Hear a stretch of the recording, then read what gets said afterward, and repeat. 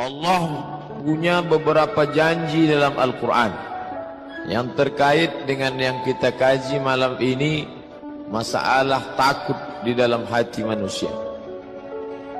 Wa may yattaqillah, siapa yang takut kepada Allah, yaj'al lahu makhraja, Allah berikan dia makhraj, jalan keluar. Yang dimaksud jalan keluar ini apa? Orang kalau dia ditimpa masalah, dia mutar, tak tahu kemana jalan keluar, terus seperti orang nyasar sesat, tak dapat pangkal jalan, tak berhenti. Dan yang tahu itu orang yang pernah mengalami masalah itu, depresi, stres, naik tekanan jantung, gula darah, macam-macam. Itu semua berawal dari masalah yang tak nampak jalan keluarnya. Allah berjanji, wa may yattaqillah, siapa yang takut kepada Allah, yaj'al lahu makhraja, maka Allah beri dia jalan keluar. Kalau tak nampak jalan keluar, pikiran terus berputar, mata tak mau tidur. Orang yang tak mau tidur sudah kena satu daftar, insomnia. Solat isya tadi imam kita membaca, yang dibaca ayat yang Ustaz ceramahkan tadi tentang Musa, tentang hati takut. Sejuk hati kita, seperti pasir kering disiramkan air, maka tanah yang kering ketika disiram air tumbuh lumut, tumbuh taman. Ada kehidupan baru yang tampaknya tadi kering, kerontang, mati. Begitu datang air, menetes, 2 tetes, 3 tetes, muncul lumut, muncul hijau. Ada kehidupan yang baru. Begitulah hati kalau disirami dengan Al-Quran, disirami dengan solat sunat, disirami dengan zikir, maka dia akan mendatangkan kesejukan, ketenangan yang baru. Yang mendatangkan itu siapa? Walladzi anzala as-sakinata, dia yang menurunkan sakinah fi qulubil mu'minin, ke dalam hati orang yang beriman.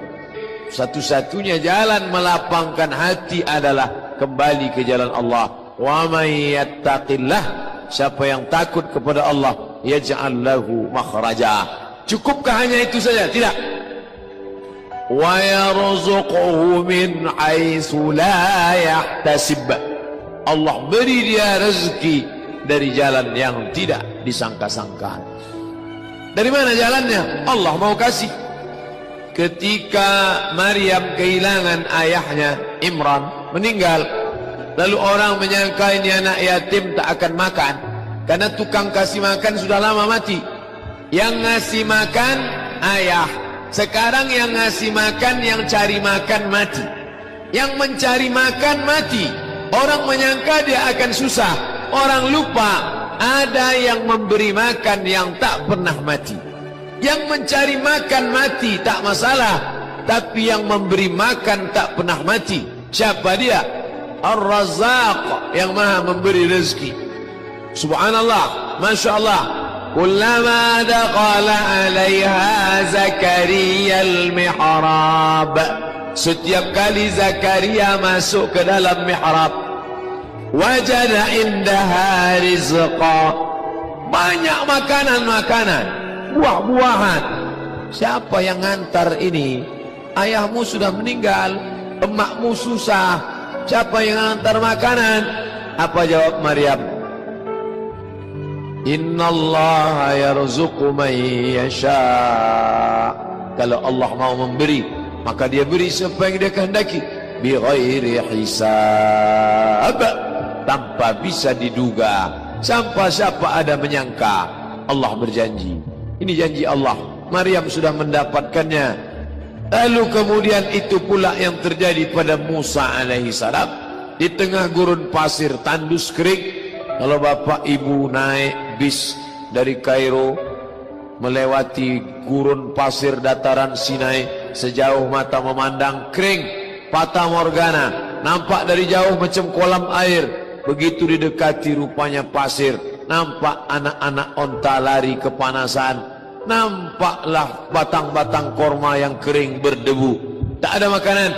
Tapi Allah berjanji, walaupun yang takut itu bukan Bani Israel tak takut sama Allah, pemimpinnya takut, maka Allah tetap turunkan. Apa kata Allah? Wa dhallalna alaihimul ghamama, kami naungi mereka dengan ghamam, awan hitam, sehingga cahaya matahari tak tembus sampai ke bawah, panas di atas, sejuk di bawah. Wa anzalna alaihimul manna wassalwa, kami turunkan makanan manna dan salwa. Sampai pada puncak ketakutan, di hadapan Laut Merah, di belakang pasukan Fir'aun, maju ke depan mati konyol, mundur ke belakang mati dibunuh oleh tentara pasukan Fir'aun. Apa kata sahabat Musa? Wa qala ashabu Musa, berkatalah sahabat-sahabat Musa Bani Israel, inna lamudrakun, mati kita Musa, kena kita sekali ini, habis kita, akan disembelih oleh Fir'aun. Inna lamudrakun. Apa kata Musa? Kalla, sekali-kali tidak. Inna ma'iya rabbi sayahdin, inna ma'iya, bersamaku, rabbi, ada Allah, bersamaku ada Allah, sayahdin. Tahukah Musa bahwa laut itu akan terbelah? Tak tahu. Seandainya dia sudah tahu duluan, tak ada yang aneh, orang sudah tahu duluan. Musa dengan penuh keyakinannya mengatakan, kalla, sekali-kali tidak. Inna ma'iya, bersamaku, Rabbi, Tuhan, sayahdin, dia akan menunjukkan jalan. Tengok saja. Allah katakan, idrib bi'asakal bahar, pukulkan tongkatmu itu. Famfalaqa, maka terbentanglah jalan, terbelah di antara dua laut, di antara yang terbentang jalan, kataudil azim, seperti dinding bukit yang kokoh. Jadi bukan dia berjalan di atas air macam orang main ski air. Daratan itu nampak terbelah ke bawah, lalu air itu di sebelah kiri kanannya, kataudil azim, seperti tembok bukit yang kokoh. Lewatlah Nabi Musa alaihissalam. Sesungguhnya kisah-kisah itu diceritakan Allah, bahwa kita pun mungkin mengalami hal yang sama, seperti yang dialami Maryam, seperti yang dialami Asiyah, seperti yang dialami Musa, seperti yang dialami Isa, seperti yang dialami Muhammad sallallahu alaihi wasallam. Makanya baca Quran, baca ayat-ayat ketika bercerita tentang, makanya Quran itu tidak disusun surat Musa semua, surat Isa semua, surat tentang Muhammad sallallahu alaihi wasallam semua. Tidak. Ketika kita baca Al-Baqarah, ketemu dengan cerita Musa, ketemu dengan cerita Bani Israel, ketemu dengan cerita Muhammad sallallahu alaihi wasallam. Baca Quran satu halaman, 1000 makna terkandung di dalamnya. Kata Syekh Abdullah Darraz, dia seperti permata yang memiliki banyak aspek sisi cahaya. Baca dari aspek kesehatan, ketemu. Baca dari aspek akidah, jumpa. Baca dari aspek akhlak, dapat. Baca dari aspek tazkiyatun nafs, pensucian jiwa, nampak. Bercalah dia berulang-ulang, bahwa sibuk mengkaji nun mati berjumpa dengan qaf, membahas tentang ikhfa gunnah bila gunnah qalqalah, bagus. Tapi berhenti sibuk pada bunyi saja. Ada yang lebih utama daripada itu. Apa? Mudahan. Bagaimana Al-Quran menjadi hidayah. Ketika hati susah dibaca, datang ketenangan. Ketika dunia tampak sempit dibaca, datang kelapangan. Jangankan membacanya, jangankan membukanya, mendengarnya baik-baik. Wa idza quri'al Qur'an, kalau Quran dibacakan, fastami'u lahu, dengar baik-baik. Wa ansitu, diam, la'allakum turhamun, turunlah rahmat, turun ketenangan ke dalam hati. Tidak ada yang dapat menenangkan yang bersifat batin kecuali yang batin juga. Ini tenggorokan zahir. Yang menenangkan yang zahir ini zahir juga. Ini zahir disediakan untuk menenangkan yang zahir. Ini perut zahir. Tidak ada yang bisa menenangkan yang zahir kecuali yang zahir juga. Apa itu? Makanan. Tapi yang batin mau ditenangkan dengan yang zahir, nggak ketemu, simpangnya lain. Zahir tenangkan dengan zahir, batin tenangkan dengan batin. Banyak orang sekarang salah. Datang orang mau minta, Pak, makan Pak, belum makan. Suruh berzikir, ya mana bisa. Orang minta makan, ya kasih nasi bungkus. Menenangkan ususnya dengan makanan. Setelah dia kenyang, baru suruh dia berzikir. Udah kenyang, udah, coba zikir. Subhanallah, subhanallah, subhanallah. Gimana? Tenang, tenang Pak. Tenangnya di mana? Di sini Pak. Yang batin, tenangkan dengan yang batin. Sekarang orang stres, dibawa jalan-jalan ke Danau Maninjau. Stres, galau, dibawa ke danau. Orang yang hatinya tenang nengok danau, subhanallah, ma khalaqta hadza batila. Tidaklah yang kau ciptakan ini sia-sia. Dia sedang stres, dibawa nengok danau. Apa yang kau lihat? Rasanya aku mau terjun aja ke dalam. Tak bisa.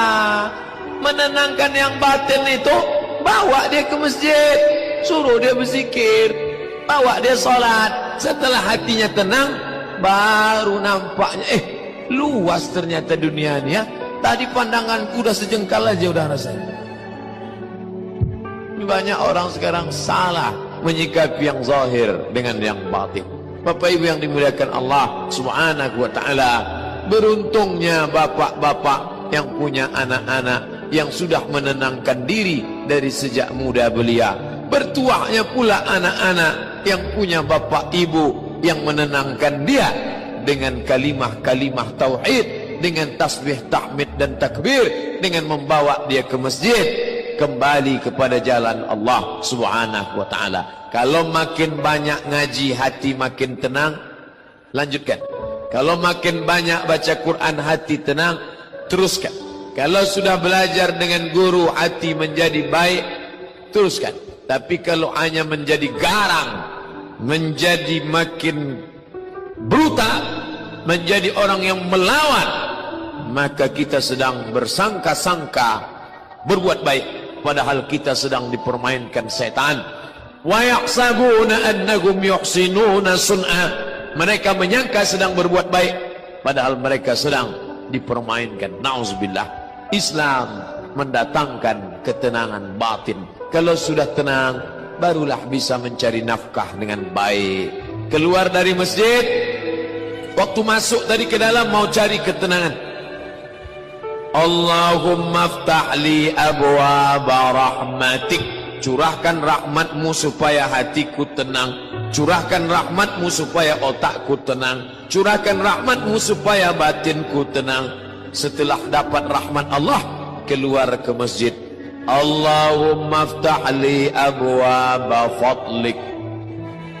Bukakan pintu rezeki. Hanya orang yang tenang yang bisa mencari rezeki. Kalau hatinya tak tenang, duduk dia di ruko, duduk di toko, orang ngasih 50.000, baliknya 250.000. Rugi. Orang menyerahkan cincin besi, dibalikkannya cincin emas. Rugi. Orang ini untuk pupuk, disiramkannya racun. Rondap disiramkannya ke tanaman. Habis. Kenapa? Hati tak tenang. Tenangkan dulu di rumah Allah, baru kau pulang ke rumahmu. Sekarang orang terbalik, mencari ketenangan di rumahnya sendiri. Dia tak jumpa ketenangan itu ada di dalam Baitullah. Oleh sebab itu Bapak Ibu, tengoklah kita di masjid ini. Berapa lama kita datang ke masjid ini. Masjid ini tak siap-siap, tapi hati kita tenang. Itu menunjukkan ketenangan ada diciptakan Allah. Masuk kita ke hotel mewah, megah, cantik, rapi, tapi hati kita tak tenang. Tengok sini rok pendek, tengok sana baju pendek. Hati kita tak tenang, kacau, galau. Bapaknya tenang, ibu pula tak tenang. maka kembali ke jalan Allah Subhanahu wa taala. Itulah kaji kita malam ini. Apa kesimpulannya? Bapak Ibu simpulkanlah sendiri. Kalau tenang bisa menyimpulkan insyaallah. Kalau tak tenang, tak dapat kesimpulan, berarti belum tenang.